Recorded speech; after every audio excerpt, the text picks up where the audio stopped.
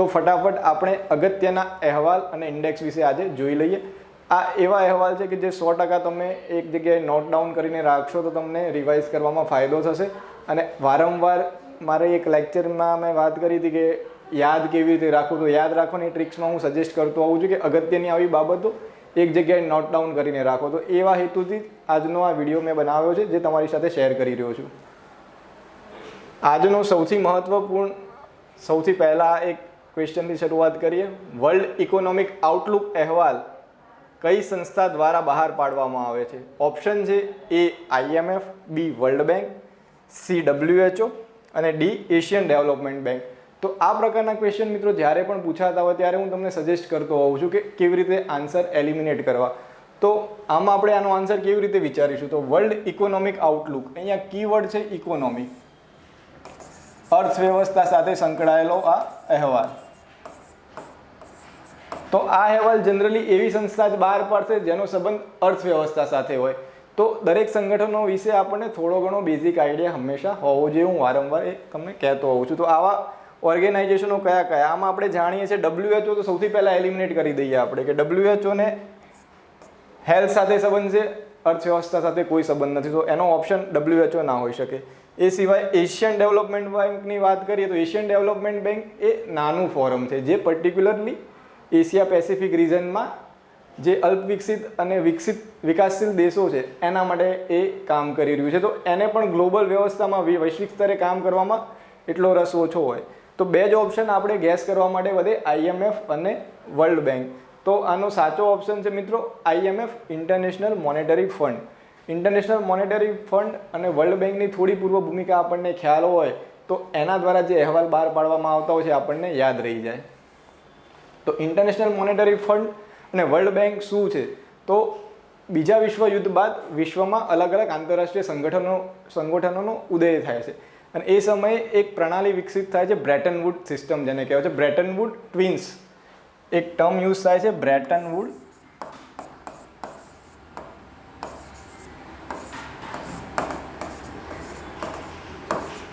Bretton wood ખાતે મળેલા સંમેલનમાં બે આંતરરાષ્ટ્રીય સંગઠનોનો ઉદય થાય છે. એકનું નામ છે ઇન્ટરનેશનલ મોનેટરી ફંડ અને બીજું છે વર્લ્ડ બેંક ગ્રુપ્સ, જેમાં અલગ અલગ બેંકો સંકળાયેલી છે. તો આ બંનેનો મેઇન ઉદ્દેશ હતો આ આંતરરાષ્ટ્રીય સ્તરે અર્થવ્યવસ્થાને મજબૂત બનાવી દેશોના વિકાસને સુનિશ્ચિત કરવો. એમાં પર્ટિક્યુલરલી ઇન્ટરનેશનલ મોનેટરી ફંડનું કામ હતું નાણાકીય સ્થિરતાનું. ઇન્ટરનેશનલ લેવલે નાણાકીયની સ્થિરતા આવે, દરેક દેશો પોતાની અર્થવ્યવસ્થાને ઝડપી વિકાસ કરવા માટે યોગ્ય પગલાં લઈ શકે એ માટે ગાઈડલાઇન પૂરી પાડવાનું. તો IMFનું ફંક્શન એ પ્રકારનું છે અને વર્લ્ડ બેંકનું ફંક્શન જનરલી ગ્રાન્ટ પ્રોવાઈડ કરવાનું, એટલે કે વિકાસમાં સહાયતા કરવાનું છે. તો એક સહાયકારી સંસ્થા છે જે અલગ અલગ પ્રકારની ગ્રાન્ટ પૂરી પાડવા સાથે સંકળાયેલી છે. તો બંનેના કાર્યોમાં બેઝિક ફંક્શનમાં ડિફરન્સ છે જેને બહુ ડિટેલમાં આપણે અત્યારે નહીં જઈએ કેમ કે ફર્સ્ટ આપણે ઇન્ડેક્સિક્સ અને રિપોર્ટને ખ્યાલ જોવા છે અને ફટાફટ એને શોર્ટ ટાઈમમાં એને કવર કરવા છે. તો ઇન્ટરનેશનલ મોનેટરી ફંડનો આ ઇમ્પોર્ટન્ટ અહેવાલ વર્લ્ડ ઇકોનોમિક આઉટલુક એક્ઝામના પોઈન્ટ ઓફ વ્યૂથી most important. World Economic Outlook દ્વારા જે અહેવાલ રજૂ થતો હોય છે એમાં મેઇન કોઈપણ દેશની અર્થવ્યવસ્થાનો વૃદ્ધિ દર શું હશે, ગ્રોથ રેટ વિશે આપણે સાંભળતા હોઈએ છીએ. તો એ ગ્રોથ રેટ વિશે વાત કરી રહ્યું હોય છે, કેટલા ટકા વિકાસ થવાનો છે, જે GDPના સંદર્ભમાં રજૂ થતો હોય છે. 2022-23 માટે ભારતનું અનુમાન 8.2% કર્યું છે. આ આંકડો પણ આપણે યાદ રાખીશું. IMF દ્વારા વર્લ્ડ ઇકોનોમિક આઉટલુકમાં ભારતના વૃદ્ધિ દર 8.2% દર્શાવવામાં આવ્યો છે. આવા અહેવાલને કેવી રીતે યાદ રાખવા એ વાત હું વારંવાર કરતો હોઉં છું. તો આવા સમાન નામ ધરાવતા અહેવાલ એકસાથે લખી રાખવા જેથી આપણને ઇઝીલી યાદ રહે. તો આવા કેટલાક અહેવાલ છે, જસ્ટ ફટાફટ આપણે એને રિવાઇઝ કરી લઈએ અને યાદ રાખી લઈએ. વર્લ્ડ ઇકોનોમિક આઉટલુક હતો, નામ પરથી ખબર પડી જાય, ઇકોનોમી સાથે સંકળાયેલો અને ઇકોનોમી સાથે સંકળાયેલા આંતરરાષ્ટ્રીય મહત્વના બે સંગઠન IMF અને વર્લ્ડ બેંક. તો એ પૈકી કોઈ એક જ એનો આન્સર હોઈ શકે. આપણે હાલ યાદ રાખી લીધું, world Economic Outlook international monetary fund દ્વારા રજૂ થાય છે, એ ક્લિયર થઈ ગયું. નેક્સ્ટ ટોપિક છે નેક્સ્ટ અહેવાલ છે વર્લ્ડ એનર્જી આઉટલુક. શબ્દ જુઓ અહીંયા, એનર્જી, ઉર્જા સાથે સંકળાયેલો. તો આંતરરાષ્ટ્રીય સ્તરે ઉર્જા સાથે સંકળાયેલું સંગઠન કયું? તો આપણે આગળના લેક્ચરમાં ભણેલા છીએ અને એ સિવાય તમારે યાદ પણ રાખવું પડશે કે ઇન્ટરનેશનલ એનર્જી એજન્સી IEA.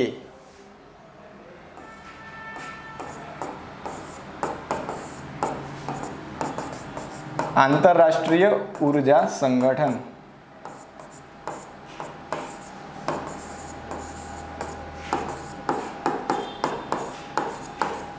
તો વર્લ્ડ એનર્જી હતો, world energy Outlook, world Economic Outlook, similar word, પણ એનર્જી શબ્દ કીવર્ડ હતો એના ઉપરથી આપણે યાદ રાખી લીધો. કોના દ્વારા? આંતરરાષ્ટ્રીય ઉર્જા સંગઠન દ્વારા.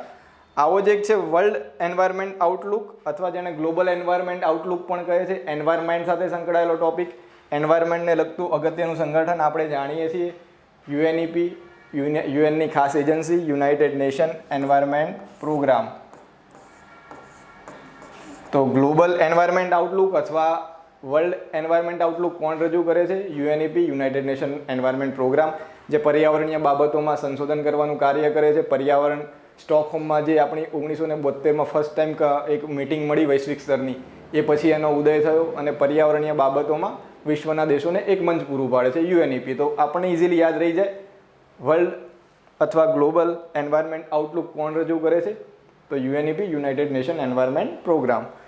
સેમ ટાઈપનો બીજો એક અહેવાલ છે World Employment and Social Outlook. Employment અને સોશિયલ એટલે શેની વાત થઈ? રોજગારી અને સામાજિક સ્થિતિની. તો રોજગારીની બાબત વિચારવા માટેનું કયું મંચ હોઈ શકે આંતરરાષ્ટ્રીય સ્તરે? તો યુએનના ઘણા બધા સંગઠનો છે જેમાં રોજગારી સાથે સંકળાયેલું એક important organization ILO, International Labour Organization. તો એમ્પ્લોયમેન્ટ અને સોશિયલ આઉટલુક સાથે સંકળાયેલું સંગઠન કયું? ILO. આ રિપોર્ટ આંતરરાષ્ટ્રીય મજદૂર સંગઠન, ઇન્ટરનેશનલ લેબર ઓર્ગેનાઇઝેશન દ્વારા રજૂ થાય છે World Employment and Social Outlook. તો મિત્રો એક સરખા જેવા નામ છે, જો નામ પરથી સીધા ગોખવા જઈએ તો હંમેશા મેસઅપ થઈ જાય, કન્ફ્યુઝ થઈ જઈએ. પણ અહીંયા જો આપણે સમજીને યાદ રાખ્યું હોય તો પરમેનન્ટ આપણી મેમરીમાં, લોંગ ટર્મ મેમરીમાં જતું રહે. તો એનર્જી આઉટલુક, એનર્જી એટલે આંતરરાષ્ટ્રીય ઉર્જા સંગઠન. એન્વાયરમેન્ટ આઉટલુક એટલે એન્વાયરમેન્ટ સાથે સંકળાયેલું યુએનઈપી. અને એમ્પ્લોયમેન્ટ અને સોશિયલ આઉટલુક, એમ્પ્લોયમેન્ટ રોજગારી સાથે સંકળાયેલું ઇન્ટરનેશનલ લેબર ઓર્ગેનાઇઝેશન. તો સિમ્પલી આપણે ઇઝીલી એને યાદ રાખી શકીએ છીએ. આ સિવાય ઘણા બધા રિપોર્ટ્સ એવા હોય છે કે જે નામ પરથી યાદ રહી જતા હોય, તો એ ક્યારે મિસેલેનિયસ રિપોર્ટ વિશે પણ આપણે જોઈશું, ત્યારે એને જોઈ લઈશું. અત્યારે હાલ નેક્સ્ટ ક્વેશ્ચન તરફ આગળ વધીએ. ગ્લોબલ ઇકોનોમિક પ્રોસ્પેક્ટ અહેવાલ કઈ સંસ્થા દ્વારા બહાર પાડવામાં આવે છે? ઓપ્શન છે UNDP, IMF, વર્લ્ડ બેંક અને વર્લ્ડ ઇકોનોમિક ફોરમ. તો ગ્લોબલ ઇકોનોમિક પ્રોસ્પેક્ટ ફરીથી ગ્લોબલ અર્થવ્યવસ્થા સાથે સંકળાયેલો. ગ્લોબલ અર્થવ્યવસ્થા માટે આગળ વાત કરી બે અગત્યના સંગઠનો. તો ઓપ્શન પરથી આપણે વિચારવું હોય તો UNDP જે જનરલ ડેવલપમેન્ટ સાથે સંકળાયેલો છે અને અર્થવ્યવસ્થા સાથે સીધો કોઈ સંબંધ નથી, UNDPને આપણે એલિમિનેટ કરી શકીએ. વર્લ્ડ ઇકોનોમિક ફોરમના ઘણા બધા અહેવાલો છે, પણ એ અહેવાલો મલ્ટિપલ સ્ફિયરમાં હોય છે. પર્ટિક્યુલરલી વેલ્થ સાથે અને ઇકોનોમી સાથે કન્સર્ન હોય એવા એના બહુ જ ઓછા રિપોર્ટ હોય છે. એવા રિપોર્ટ મોટાભાગના IMF અને વર્લ્ડ બેંક જ રજૂ કરે છે, જે વૈશ્વિક ધોરણે સૌથી અગત્યના હોય. તો આનો રાઈટ આન્સર છે મિત્રો વર્લ્ડ બેંક, જે ગ્લોબલ ઇકોનોમિક પ્રોસ્પેક્ટ રજૂ કરે છે. આપણે દર વર્ષે ન્યૂઝમાં વાંચતા હોઈએ છીએ કે વર્લ્ડ બેંક દ્વારા ભારતનો આટલા ટકા વિકાસ દરનો એક ચિતાર રજૂ કરવામાં આવ્યો અથવા એક આગાહી કરવામાં આવી. તો એ શું છે? તો એ આ ગ્લોબલ ઇકોનોમિક પ્રોસ્પેક્ટ જે છે એના માધ્યમથી એ ડેટા રજૂ થતો હોય છે. ગ્લોબલ ઇકોનોમિક પ્રોસ્પેક્ટ એ વર્લ્ડ બેંક ગ્રુપનો સૌથી અગત્યનો અર્ધવાર્ષિક ધોરણે રજૂ થતો અહેવાલ છે. એ પણ આપણા ધ્યાનમાં હોવું જોઈએ. જાન્યુઆરી મહિનામાં અને જૂન મહિનામાં વર્ષમાં 2 વાર એ આંકડા રજૂ કરે છે કે દેશોની કેટલી પ્રગતિ થશે અથવા દેશનો વિકાસ દર કેટલો રહેશે. તો લાસ્ટ જે જૂનમાં રજૂ થયો હતો એ મુજબ ભારતની GDP વૃદ્ધિની 7.5% વૃદ્ધિ દરની આગાહી કરવામાં આવી છે. આંકડો યાદ રાખીશું જૂનના અહેવાલ મુજબ. જો જાન્યુઆરીમાં એક્ઝામ હોય ને કદાચ લાસ્ટ રિપોર્ટ મુજબ આંકડો પૂછે, જાન્યુઆરીમાં કદાચ નવો આવી જાય તો એક્ઝામ ક્યારે લેવાય એના ઉપર ડિપેન્ડ કરે. તો બંને અત્યારે હાલ જૂનનો ડેટા પણ યાદ રાખીશું અને જાન્યુઆરીનો જો રિપોર્ટ રિલીઝ થઈ જશે તો આપણે એ પણ ડેટા યાદ રાખીશું. વર્લ્ડ બેંક દ્વારા બીજો કયો અહેવાલ એક રજૂ થતો હતો શબ્દ વાપરું છું, કેમ કે હાલ નથી થતો, છેલ્લા 2 વર્ષથી એને બંધ કરવામાં આવ્યો છે ટેકનિકલ કારણથી. તો એવો અગત્યનો એક અહેવાલ છે ઇઝ ઓફ ડુઈંગ બિઝનેસ, જેમાં ભારતે ઉત્તરોત્તર સારી એવી પ્રગતિ કરી હતી, પણ લાસ્ટ 2020 બાદ એ અહેવાલ રજૂ થયો નથી. પણ ક્યાંક પૂછાઈ જાય તો યાદ રાખીશું ઇઝ ઓફ ડુઈંગ બિઝનેસ વેપાર સરળીકરણ સાથે સંકળાયેલો અહેવાલ છે. વેપારને પ્રોત્સાહિત કરવા માટેનો દરેક દેશો દ્વારા અલગ અલગ પ્રયત્નો થતા હોય છે, એની અલગ અલગ નીતિ હોય છે, એને ધ્યાનમાં લઈને રજૂ થતો અહેવાલ ઇઝ ઓફ ડુઈંગ બિઝનેસ. તો એ પણ વર્લ્ડ બેંક દ્વારા રજૂ થાય છે. તો મિત્રો વર્લ્ડ બેંકના 2 અહેવાલ અગત્યના આપણે ખાસ યાદ રાખીશું. એક જે હાલ જોયો ગ્લોબલ ઇકોનોમિક પ્રોસ્પેક્ટ અને બીજા નંબરનો છે ઇઝ ઓફ ડુઈંગ બિઝનેસ. તો આ બંને ઇમ્પોર્ટન્ટ અહેવાલ ખાસ નોટ ડાઉન કરી લેજો. એક સૌથી ઇમ્પોર્ટન્ટ જેમાં રેન્કિંગ પણ પૂછાઈ શકે, માનવ વિકાસ સૂચકાંક જેને હ્યુમન ડેવલપમેન્ટ ઇન્ડેક્સ કહીએ છીએ, એમાં 2021-22માં ભારતનો રેન્ક કયો છે? ઓપ્શન છે A100, B130, C132 132, D78 78. તો HDI સૌથી ઇમ્પોર્ટન્ટ ઇન્ડેક્સ, માનવ વિકાસ સાથે સંકળાયેલો, માનવ વૃદ્ધિ અને વિકાસ 2 અલગ અલગ ટર્મ વિશે આપણે ભણતા હોઈએ છીએ, એની સાથે સંકળાયેલો આ ટોપિક. વિકાસ જે ઓવરઓલ માનવીનું વિકાસ અને એની સ્થિતિ સૂચવે છે એની સાથે સંકળાયેલો છે. કોના દ્વારા રજૂ થાય છે એ પણ એક્ઝામના પોઈન્ટ ઓફ વ્યૂથી ઇમ્પોર્ટન્ટ. પહેલાં આપણે એકવાર રેન્કિંગ જોઈ લઈએ અને અહેવાલ વિશે નજર કરી લઈએ ત્યારબાદ. તો ભારતનો હાલમાં જે લેટેસ્ટ રિપોર્ટ હતો એ મુજબનો રેન્ક છે 132. Most IMP rank note down કરી લેજો, યાદ રહે એવી જગ્યાએ. HDI 132 ભારતનું ranking. HDI UNDP United Nation Development Programme, United નેશનનો એક અગત્યનો પ્રોગ્રામ છે જેના માધ્યમથી આ અહેવાલ રજૂ થાય છે, UNDPના માધ્યમથી.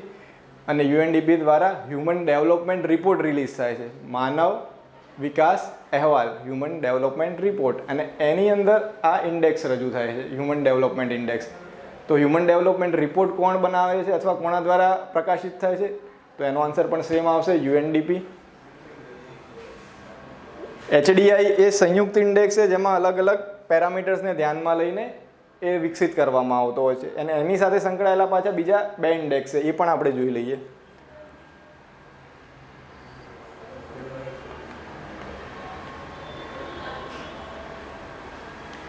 એમાં મેઇનલી 4 પેરામીટર ઉપર ફોકસ કરવામાં આવતું હોય છે HDIમાં. જન્મ સમય, અપેક્ષિત આયુષ્ય, શાળાના અપેક્ષિત વર્ષો, મતલબ કે સ્કૂલિંગ જે કર્યું હોય એ સિવાય શાળાના અપેક્ષિત વર્ષો, શાળાકીય શિક્ષણના સરેરાશ વર્ષો. તો આ પ્રકારના અલગ અલગ પેરામીટર્સને ધ્યાનમાં લઈને ઇન્ડેક્સ રજૂ થતો હોય છે. અને કુલ રાષ્ટ્રીય આવકને પણ એ ધ્યાનમાં લે છે. એટલે આવક પ્લસ સામાજિક અને શૈક્ષણિક સ્થિતિ એક રીતે કહીએ તો એને ધ્યાનમાં લઈને આ ઇન્ડેક્સ બહાર પડતો હોય છે. હવે આ ઇન્ડેક્સના આધારે બીજા 2 ઇન્ડેક્સ પણ રજૂ થાય છે જે UNDP સાથે જ સંકળાયેલા છે, જેના નામ છે જેન્ડર ઇનઇક્વાલિટી ઇન્ડેક્સ. એટલે જે મહિલાઓની સ્થિતિને ધ્યાનમાં લઈને રોજગારી અને અન્ય જે પેરામીટર છે, મહિલાઓનું સ્વાસ્થ્ય, મૃત્યુદર, એવા અલગ અલગ પરિબળો જે મહિલાઓની સામાજિક સ્થિતિના, આર્થિક સ્થિતિના સૂચક હોય એને ધ્યાનમાં લઈને આ ઇન્ડેક્સનું ફરીથી રિકેલ્ક્યુલેશન થાય છે અને એક રિપોર્ટ રજૂ થાય છે. એનું નામ છે જેન્ડર ઇનઇક્વાલિટી ઇન્ડેક્સ. એ પણ UNDPના માધ્યમથી જ છે. એક આ ઇન્ડેક્સ યાદ રાખીશું. અને બીજો એક ઇન્ડેક્સ છે મલ્ટી ડાયમેન્શનલ પોવર્ટી ઇન્ડેક્સ. તો પોવર્ટી માટે, ગરીબી માટે ધ્યાનમાં લેવામાં આવતા અલગ અલગ 6 પેરામીટર ધ્યાનમાં લે છે, જે એકદમ ડિટેલમાં હાલ આપણે નહીં જઈએ કેમ કે આપણે એક્ઝામના પોઈન્ટ ઓફ વ્યૂથી ફાસ્ટ રિવિઝન કરી રહ્યા છીએ એટલા માટે. તો મલ્ટી ડાયમેન્શનલ પોવર્ટી ઇન્ડેક્સ પણ HDI પર આધારિત જ ઇન્ડેક્સ છે, જે અલગ અલગ 1થી વધારે 6 જેટલા પેરામીટર છે જેમાં સામાજિક સ્થિતિ હોય વ્યક્તિની એને ધ્યાનમાં રાખે છે અને ખરા અર્થમાં એ વિકાસ કેટલો થયો એ સૂચવે છે. તો મલ્ટી ડાયમેન્શનલ પોવર્ટી ઇન્ડેક્સ પણ UNDP જ રજૂ કરે છે. તો UNDPના 3 અગત્યના ઇન્ડેક્સ, સૌથી પહેલો હ્યુમન ડેવલપમેન્ટ ઇન્ડેક્સ, બીજો જેન્ડર ઇનઇક્વાલિટી ઇન્ડેક્સ અને last multi dimensional poverty index. તો આ બધા જ એકબીજા સાથે સંકળાયેલા ઇન્ડેક્સ. અને આવો જ જેન્ડર ઇનઇક્વાલિટી ઇન્ડેક્સને સાથે સિમિલર નામ ધરાવતો, કન્ફ્યુઝન ક્રિએટ કરે એવો index global gender gap index. શું નામ છે? Global gender gap index. તો આ ઇન્ડેક્સ કોના દ્વારા રજૂ થાય છે? આવો ક્વેશ્ચન પણ પૂછાઈ ચૂક્યો છે. તો એ વર્લ્ડ ઇકોનોમિક ફોરમ દ્વારા. વર્લ્ડ ઇકોનોમિક ફોરમ એ એવું ઓર્ગેનાઇઝેશન છે જે અલગ અલગ પ્રકારના રિસર્ચ પેપર તૈયાર કરે છે અને સામાજિક આર્થિક ક્ષેત્રમાં ઘણા બધા અલગ અલગ ઇન્ડેક્સ રજૂ કરે છે, જેથી વિશ્વના દેશોના વચ્ચે કોમ્પિટિશન થાય અને દરેક દેશ પોતાના માટે જરૂરી સુધારા વધારા કરી શકે બીજામાંથી પ્રેરણા મેળવીને. તો વર્લ્ડ ઇકોનોમિક ફોરમ એ વિશ્વના દેશોને ખાનગી અને જાહેર એટલે કે સરકારી સંગઠનો અને ખાનગી સંગઠનો એ બંનેને એક મંચ ઉપર લાવવાનું કામ કરે છે. તો વર્લ્ડ ઇકોનોમિક ફોરમના પણ ઘણા બધા ઇન્ડેક્સ છે, પણ કેટલાક અગત્યના ઇન્ડેક્સ આપણે યાદ રાખીશું. એમાંનો એક અગત્યનો index global gender gap index. તો આ બંને ઇન્ડેક્સમાં કન્ફ્યુઝન ના થાય. જેન્ડર ઇનઇક્વાલિટી ઇન્ડેક્સ તો ઇનઇક્વાલિટી ચેક કરે છે શેના આધારે? હ્યુમન ડેવલપમેન્ટ ઇન્ડેક્સના આધારે. જો એ મગજમાં હોય તો આપણા એ ભૂલી ના જવાય, એ યાદ રહી જાય. તો HDI હ્યુમન ડેવલપમેન્ટ ઇન્ડેક્સ છે, એની આધારે એમાં જે પેરામીટર્સ હતા અને એમાં જે એનું રિઝલ્ટ આવ્યું હતું એની સાથે ઇન્ડેક્સિંગ કરે છે એવા પેરામીટરનું કે જે મહિલાના વિકાસ સાથે એમની સ્થિતિ સાથે સંકળાયેલા હોય. તો અને એના આધારે ઇનઇક્વાલિટી એટલે કે અસમાનતાનું સ્તર નક્કી કરે છે. તો જેન્ડર ઇનઇક્વાલિટી ઇન્ડેક્સ કોના દ્વારા રજૂ થાય? UNDP દ્વારા. તો આ રીતે આપણે એને ઇઝીલી યાદ રાખી શકીએ છીએ.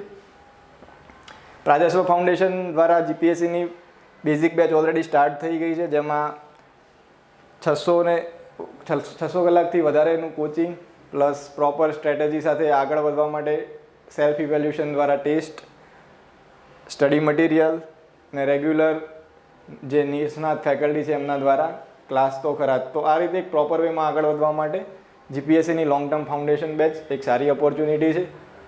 અને PSI કોન્સ્ટેબલની long term batch already start થઈ ગઈ છે, એમાં પણ રાજસ્વ દ્વારા 55થી વધારે સ્ટુડન્ટ પાસ થઈ ચૂક્યા છે. તો જે મિત્રો જોડાવા માગતા હોય એમના માટે ખાસ એક ગોલ્ડન ઓપોર્ચ્યુનિટી.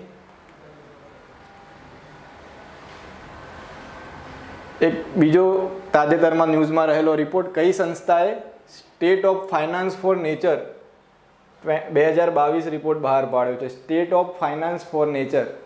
અહીંયા અગત્યના શબ્દો જોઈ લઈએ, પહેલાં ઓપ્શન જોઈ લઈએ. UNDP, UNICEF, વર્લ્ડ બેંક અને UNEP. તો અહીંયા ફાઇનાન્સની વાત છે અને નેચર એટલે કે પ્રકૃતિની પણ વાત છે. તો ફાઇનાન્સ અને નેચર બંને સાથે સંકળાયેલા હોય એવા સંગઠનો આમાંથી કયા? UNICEF તો એને આપણે જાણીએ છીએ ચિલ્ડ્રન ઇમરજન્સ ફંડ છે, જે બાળકોના વિકાસ માટે એમને અલગ અલગ સુવિધાઓ મળી રહે, સ્વાસ્થ્ય, શિક્ષણ, એના માટે કાર્ય કરતું સંગઠન છે. તો UNICEF તો અહીંયા હોઈ ના શકે, એક ઓપ્શન એલિમિનેટ થઈ જાય. UNDP એ પણ આપણે આગળ જોયું કે ડેવલપમેન્ટ સાથે સંકળાયેલું છે, માણસના અલગ અલગ વિકાસને લગતા અલગ અલગ પેરામીટર્સને આધારે અલગ અલગ ઇન્ડેક્સ બહાર પાડે છે. તો UNDP એને પણ ફાઇનાન્સ સાથે કનેક્શન ના હોઈ શકે. ફાઇનાન્સ સાથે કનેક્શન હોય એવા બે જ ઓર્ગેનાઇઝેશન વધ્યા, વર્લ્ડ બેંક અને UNEP. પણ એમાં નેચર સાથે કનેક્શન હોય એવું ઓર્ગેનાઇઝેશન એક જ છે, યુનાઇટેડ નેશન એન્વાયરમેન્ટ પ્રોગ્રામ. તો આનો બેસ્ટ ગેસ કરવો હોય તો બેસ્ટ પોસિબલ આન્સર મિત્રો UNEP રહે, યુનાઇટેડ નેશન એન્વાયરમેન્ટ પ્રોગ્રામ, જેનો સંબંધ નેચર સાથે પણ છે અને એ ફાઇનાન્શિયલ સુવિધાઓ પૂરી પાડવા માટે પણ એ વાત કરતું હોય છે.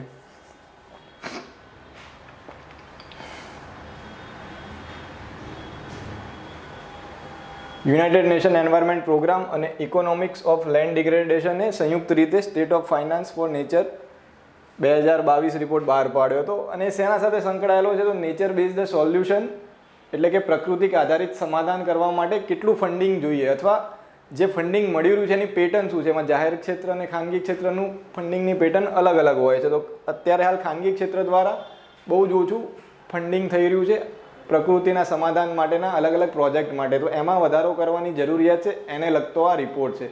તો જે state of finance four nature report છે એ કોના દ્વારા રજૂ થાય છે? યાદ રહી ગયું, પર્યાવરણ સાથે સંકળાયેલો રિપોર્ટ અને નાણાકીય બાબતોની ચિંતા કરતો રિપોર્ટ UNEP દ્વારા. UNEPના બીજા પણ આપણે અગત્યના આગળ ઓલરેડી જોઈ લીધા રિપોર્ટ, ગ્લોબલ એન્વાયરમેન્ટ આઉટલુક અથવા વર્લ્ડ એન્વાયરમેન્ટ આઉટલુક, એ પણ એનો રિપોર્ટ હતો. એ સિવાય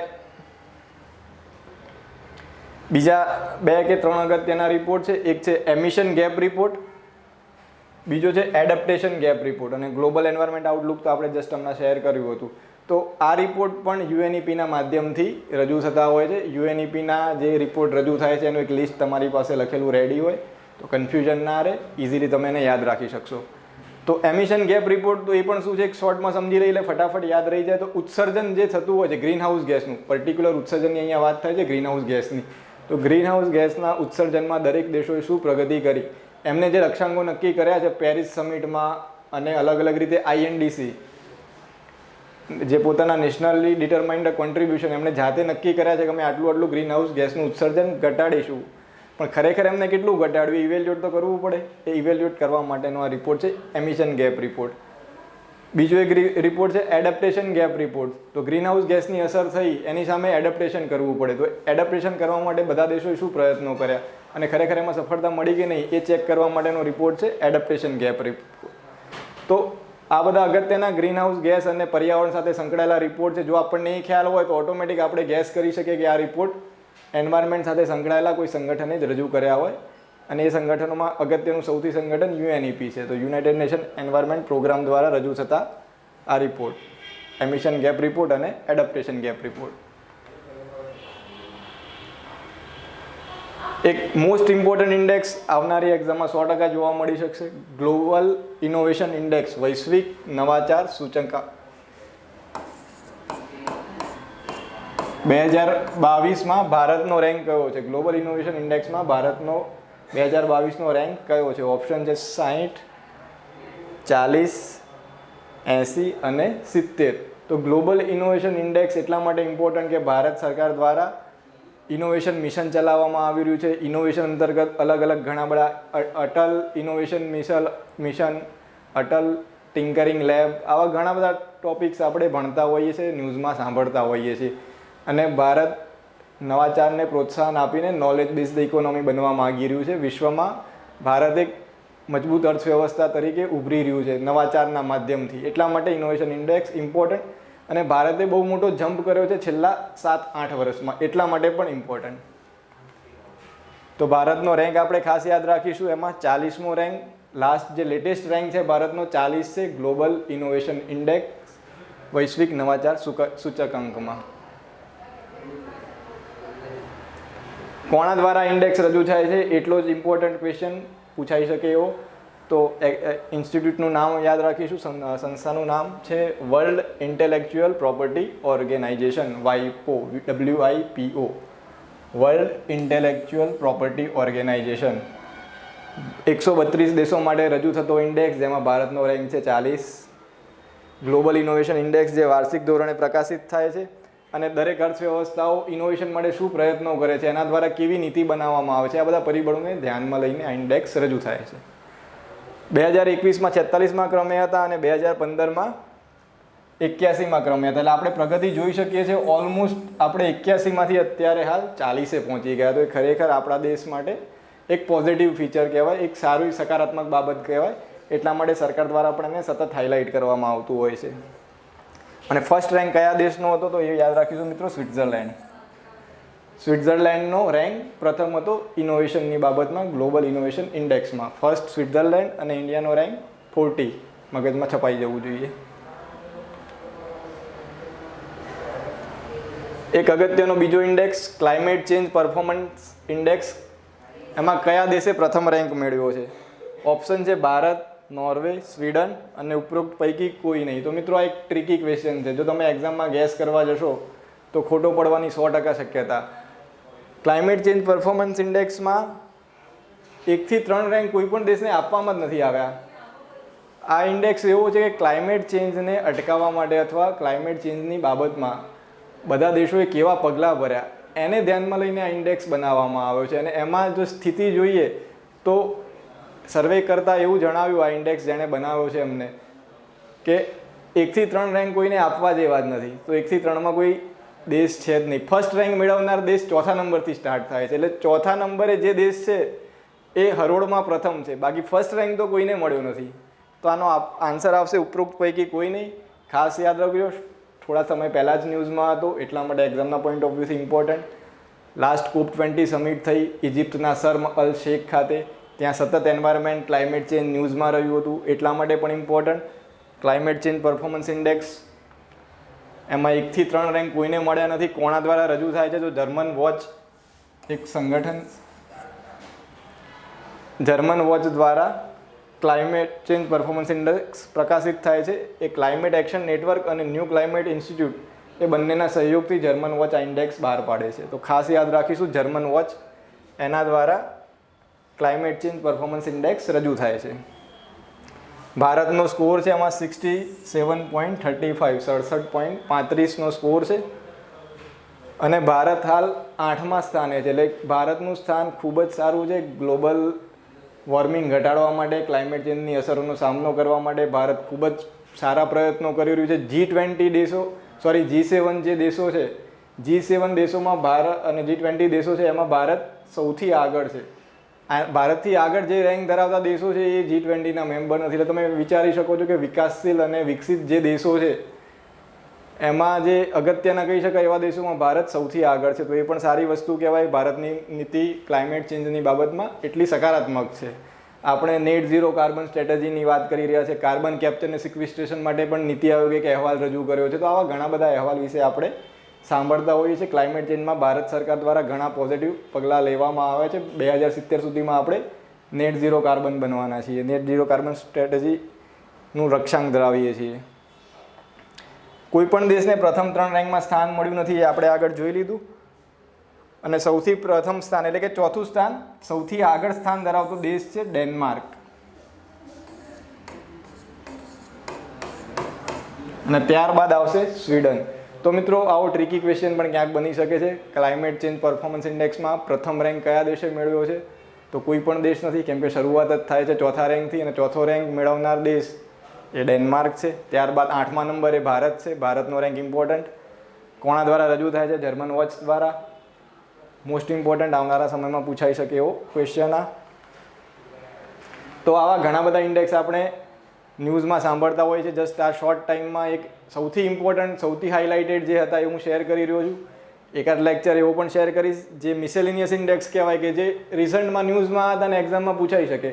એનો પણ એક શોર્ટ વિડીયો શેર કરીશું જેથી એનું પણ ફટાફટ રિવિઝન થઈ જાય. પણ આ એવા ઇન્ડેક્સ હતા કે જે તમારે ફરજિયાત યાદ રાખવા પડશે.